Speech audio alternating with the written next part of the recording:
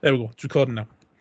So basically what I've been saying is, Kelly, before you, or actually probably while you're on, to be honest, is that the next step after you've done your mind map. So your mind map finds an area where you've got a project, some sort of problem or some area that you need to develop further. And whatever the problem is that you've discovered through your mind map, you've got to then find three ideas to solve. Now, what your feasibility study does is it's a tool to help you find or at least display or rank that three ideas that you've got. Now, these feasibility studies are a little like politicians. Like they can represent, they can show you one thing, but actually it might not be the best thing for you, even though it like pings out at you, oh my god, this is amazing. Actually, the idea that's pinging out from the feasibility study might not be the best idea for you. So I'll show you what that looks like in a second. So what I've said is feasibility studies, they need to be accurate. So try and give a sort of an accurate overview of what you're looking at. So say, for instance, if you're going on cost and you'd say one thing's got like a low cost, another one's got a high cost, another one's got a very high cost, but in actual fact, the only difference between them is 50 pence, then do you need to say one's low, one's medium, and one's high, or can you say one's low, one's a little bit greater than low, one's a little bit greater than that? You know what I mean? Just whatever you're using to rank these things, just make sure that you try and get the accuracy and they're relatively sort of close together. You're going to pick 5 or 6 properties of each idea that sort of map across all three. So do they all have a cost associated with them? Do they all have development time? Do they all have materials that you need?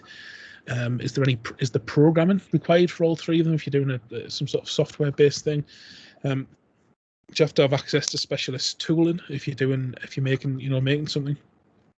So try and find 5 or 6 areas where there's a common thing you can compare them on. So what I've said is I'm looking at a door lock for stores, for a stockroom or a storeroom, which I think will be, pardon me, I think would be relevant to your place, because you deal with high value lighting and stuff.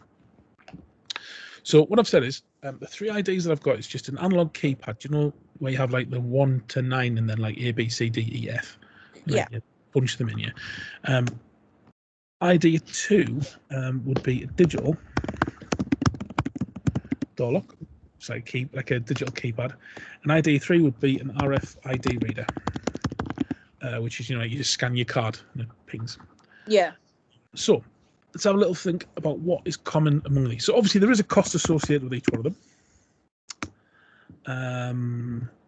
I would say ease of implementation.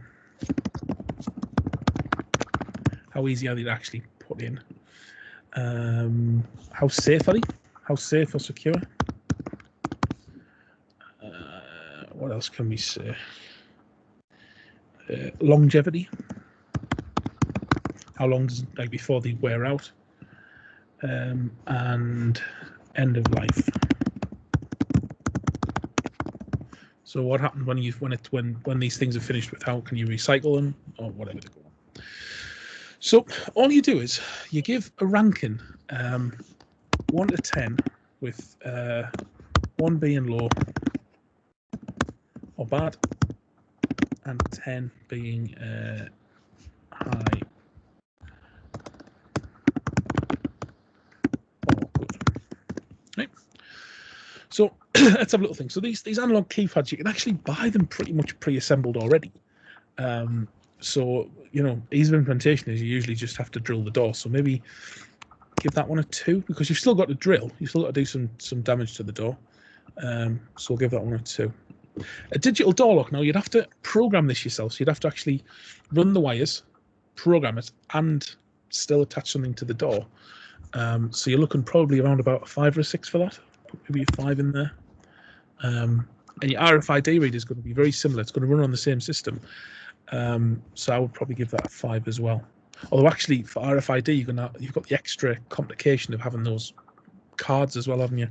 So we'll give it a 7. So your software doesn't just have to recognize one key code; it's got to recognize like loads of cards, and you've got to be able to reprogram it and things. So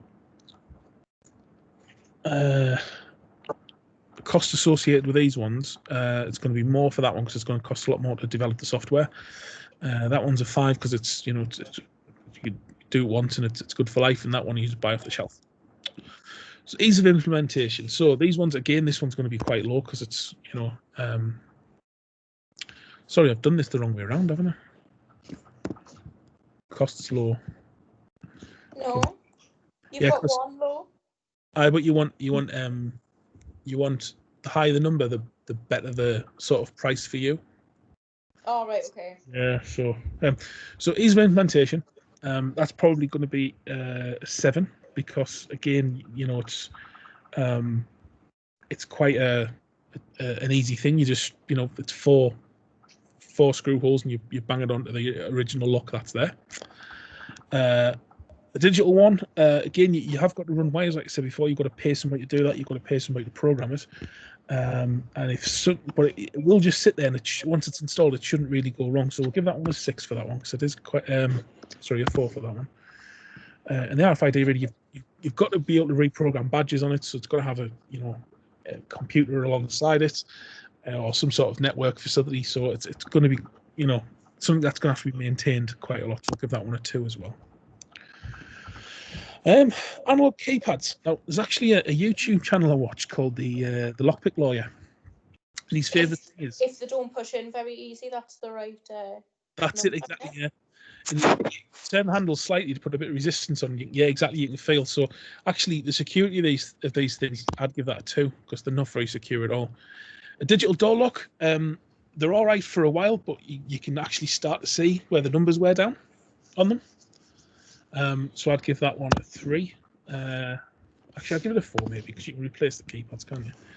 And the RFID, well, if you haven't got the right badge, then you're not going to get in, are you? So I'd give that one probably a 9. Because they still can be spoofed, you still can break into them. You all right, dude? So, you hungry? I'll just finish up here with this lesson. I'll come make you a sandwich, okay? He's acting like he's dying on the bed. Longevity, well, it's a mechanical lock. It's a mechanical thing, so it will wear out eventually. So I'll give that one probably a 4. The digital door lock, again, you've got a physical keypad that you're going to be pressing. It's going to wear out. I'll probably give that a 4. And your RFID reader, well, there's no moving parts in it, is there? So I'd probably give that one. But again, it's a little coil which is going to be hot.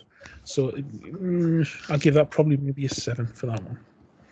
So although there's no moving parts, it will wear out eventually because it's a moving magnetic field. 10 seconds, Chris. Right. Yeah. In your cage, because we're not eating the iPad. Nice massage. Right, go to sleep. Put you in a cage as well. Honestly. It's like having a baby. Start kicking off now.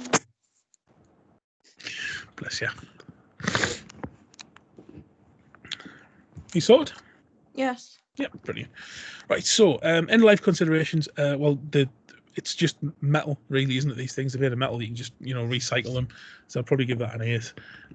Digital door lock, you're going to have stuff in there like plastics and things which you can't recycle. I'd probably give that a 6. And the RFID reader is probably exactly the same. I'll give that a 6 as well. There's going to be components you can recycle, but there's going to be plastics and things that you can't. So what you do is you add up each of your columns. So that's a 14, 15, 16, 17, 18, 19, 20, 28. That one's going to be 9, 13, 17, 18, 19, 20, 23 for that one. And that one's going to be 6. Oh, bless him. Go and give him a cuddle, man. He's being a sod. 13, 22, 25 for that one, right? Now, if you look on the face of this here, right, and you say, well, if the one with the highest number is going to be the best scoring, isn't it, right? So you turn around and say, well, the feasibility study, the analog lock is best by score. But what am I looking for here? Why am I putting a lock on a door? Why am I putting a lock on the store's door? For security. For security. And what is the lowest scoring out of those for security? The worst one. Yeah, number 2, isn't it, the analog one? So even though the feasibility study shows that the analog keypad overall scored the highest score, it actually scored the lowest on security. So I wouldn't go with that one. Do you know what I mean? Yeah. So for me, it would be a balance between the RFID reader and the digital door lock, and I'd say, well, actually, the RFID reader is the next highest score, and it's the highest security score, and it does have a little bit more cost attached to it. It does have some more maintenance attached to it, but it's more secure, and it's probably going to last longer as well. So you would end up going with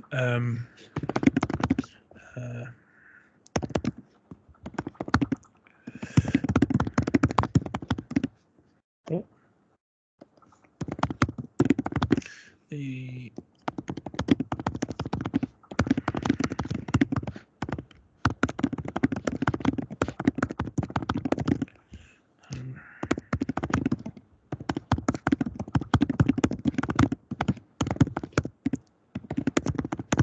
there you go.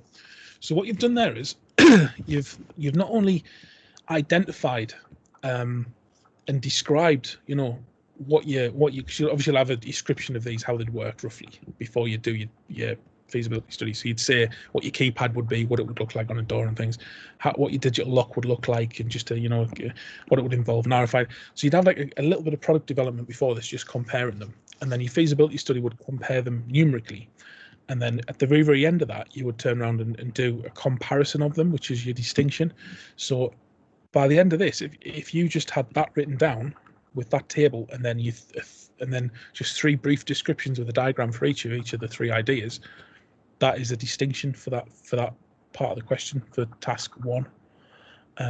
Just comparing them and a couple of sentences at the end explaining why you aren't going with a certain idea. That seems very straightforward. Yeah. Now, where people fall down is you're going to get. I don't think in our class, but in general, you know, you get some people that just go. They'll just describe a few of the things and just go. The analog keypad costs the least. The RFID reader is the most secure, and they'll just leave it there. All that's doing is just listing things, so you're just going to get a pass for that. If you turn around and say, well, it's more secure because, you know, the RFID is more secure because it uses contactless encryption. There's no physical interaction. There's no physical touching of the pad. You can't see any keys. There's, you know, you can't guess the key numbers and things. If you give you a bit of an explanation, that's going to be a merit. And if you can compare them and say not only why you've chosen one, but why you haven't chosen the others. So you said here, the analog lock is by score, but it's less secure than the RFID reader. The RFID reader is the most secure, the longest life. You've picked a couple and you've described them and you've compared them. That's your distinction. So bang, you know what I mean? Half a page there, you've got one of the 4 distinctions going. So yeah, that's like you say, it's pretty simple. It's not really much to it. Yeah. And if that's okay there, Kaylee, what I'm going to do is I'm going to. Oh, I've got Scotty Temple in as well. Good job I wasn't slagging on. You know what I mean? What I've done is, Scott, mate, I've recorded this session for us. I don't know when you jumped in, but it's just about the feasibility study for the project module. So if you look back to last week, there's a recorded session in that on your diary, and then this session there's a recorded bit, and it just tells you exactly what you need for both. You just have a little look back and watch the videos, mate, and that'll sort you out. What unit is for? This is unit. Oh, I can't remember the number of it now. Is it 76 or 38? 38. The research project. So. Yeah. So is it, which one? Can you remember or not? What's that, Minnie? You know the first 2 we got for the booklet, then you gave like a 3rd one before Christmas. Which ones are them ones? Oh, right. So the booklet was Unit 76, and this is the one that we started before Christmas. Right, the one that was started before Christmas. Yeah, this is the one. Yeah, the project. Right, well, this. So the feasibility study is for that assignment you're on about now. Yeah, Scott, I can't hear you very well, mate. I don't know what. It sounds really low quality.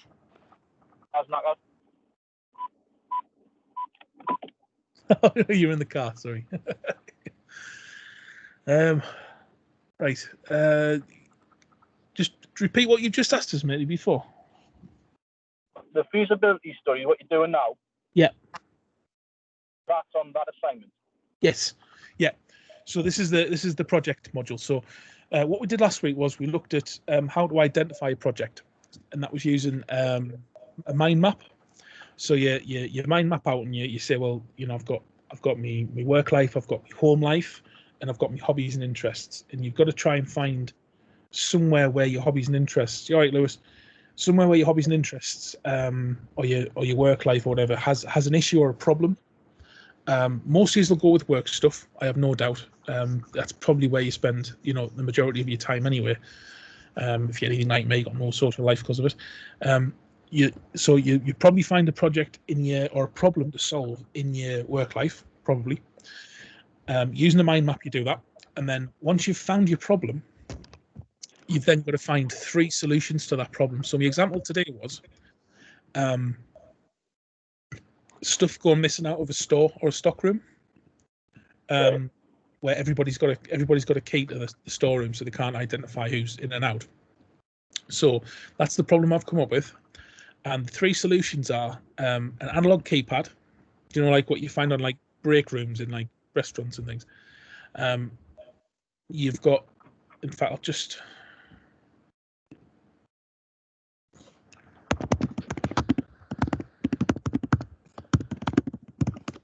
Analog keypad door locks. If I can find, yeah, one of those things there, right? That's the first one.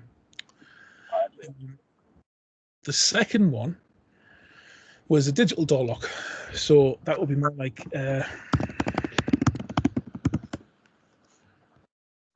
something more like that.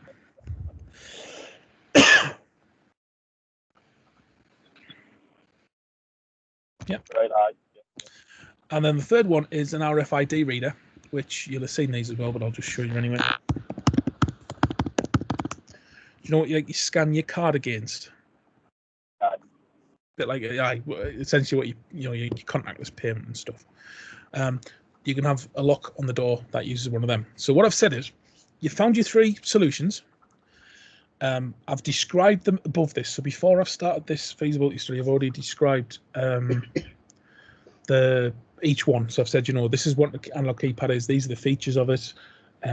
This is what it kind of looks like. This is digital door lock. This, you know, it requires some sort of microprocessor to work. RFID reader needs some sort of network access because you need to be able to reprogram it and stuff. And then you've come down to your feasibility study and you've listed all 3 of your ideas, and then you've found 5 or 6 things to compare them on that they've all got in common.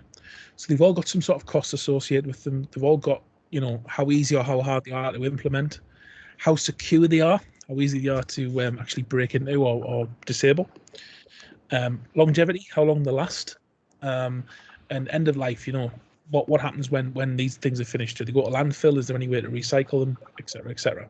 So where are we? Sorry, Kaylee, you're sitting through all this again. It's fine. So what we did was, me and Kaylee sat and we put numbers on these, and we said, well, 10's good, and 1's are bad. So we looked at the analog keypad and we said, well, for cost, they're quite cheap. I mean, you're looking about 30 quid for one, whereas the digital door lock, you're looking 100 quid. An RFID reader, you're looking at an outlay of about 100 quid plus ongoing programming and maintenance and things, because as cards are added and taken away, you've got to have software to do that, people trained on that. So this has got like a cost legacy to it. The digital door lock, Right. Yeah, those 2 are fairly similar. So that costs less, that costs a little bit more, that costs a lot more. Right? Ease of implementation, like you just screw that one to the door, don't you? There's not really much to it. Digital door lock, you do have to have somebody to program it and run the wires to the control unit. And the RFID reader, you've got to have maintenance done on it. So you've got to have, you know, like I say, reprogramming for cards and things like that. Safety and security now. These little analog keypads, exactly what Kaylee just said there. I think the Gateshead came out now there, and she's like, dead easy to break into, which they are, absolutely. Sorry, I picked on you there. What you can do is with the analog keypads is you can turn the handle slightly, and you can feel which buttons are firm and those buttons are the ones that actually are the numbers to open it. So they're dead easy to break into. They're quite easy to break into. Digital door lock. Over time, the buttons. Where are we? Over time.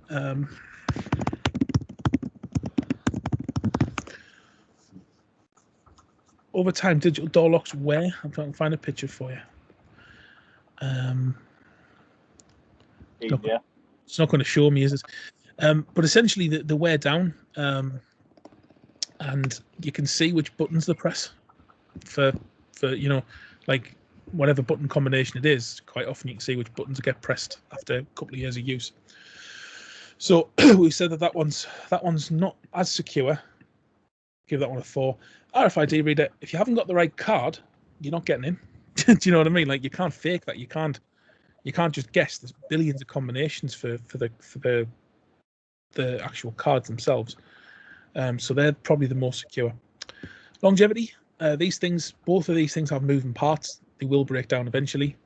The RFID reader doesn't have any moving part, but it does have a coil of wire which gets quite hot every time that you put a card near it. It generates a little bit of heat, and over time that can wear the system. Heat. What do they call it? Where it heats up, goes down. Metal fatigue the components inside. But it does last a lot longer than these two. And at the end of it, the analog keypad's just made of metal. You can just melt that down, recycle it. Digital door lock, it's going to contain some plastics and things like that to wire insulation and stuff, so it's not as recyclable. And the same with the card reader. They're pretty much identical. So we've got our comparisons there, and what we can do is we add them up. So we say, well, the analog keypad came out with a score of 28, the digital door lock came out with a score of 23, and the RFID reader came out with a score of 25. Right now, the higher the score, the better. Right. So which one of these things are you going to go with? I can see. The higher the score, the better. Yeah. So I'll go with the analog keypad. Right. So remember why I'm doing this. You're right. The feasibility study does do that, Scott. Right. But why are we doing this again? Why am I putting a door lock on a door to stores? Oh, I lock the store so no one get in. Yeah. So for security, isn't it? And which one of those has scored the lowest on security?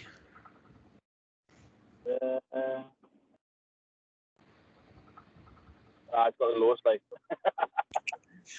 So yeah, it's scored the lowest on security, and when you look at how long it's going to last as well, it's also one of the lowest ones for that. So it's not very secure, and it's going to have to be replaced within a couple of years.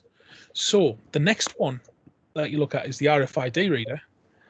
That's got the highest security, and it's going to last the longest.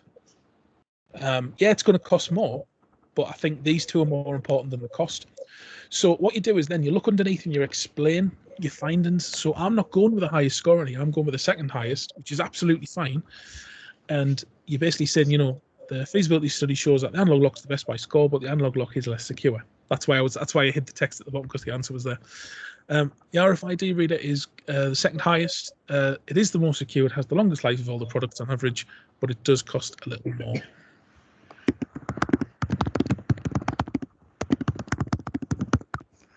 Which is absolutely fine when you think you spend a couple £100 on it a year. How much money are you going to save in like not having stuff nicked? They've just, one of the lads I work with, one of the students I teach on the HNC works at Hitachi, and they've just put RFID readers on the cherry tanks, on the red diesel tanks, so they can see who's taken what and how much. And apparently, like, the amount of red diesel that they're using has gone down significantly. Because people aren't taking the tank cherry home on a weekend and things. So yeah, so that's your feasibility study. So like I say, once you've identified your project with your mind map, you then go down to your 3 possible solutions. You've got it above this table. You do have to lay out what the 3 solutions are. So pictures, sort of idea of costings and things like that. So essentially, these things here need to be explained above in 3 different sections, and then compare them using your feasibility study and your numerical method, and then talk about it at the end. Don't just tell me what each one shows. Don't just explain what they mean. You've got to compare them for the distinction. Okay.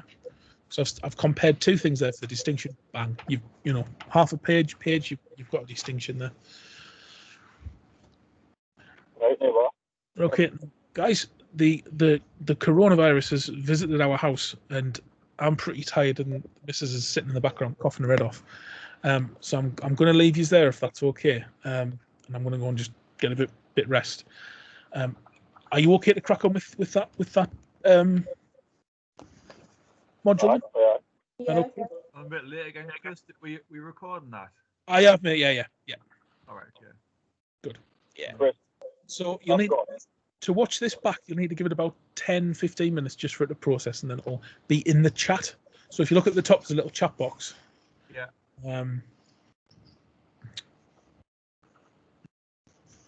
Oh, let me delete that. There's a meeting where I started this earlier on. That's just scrap. When this is finished, this will show up underneath that recording that's already there. You just need to watch the second one, not the first one.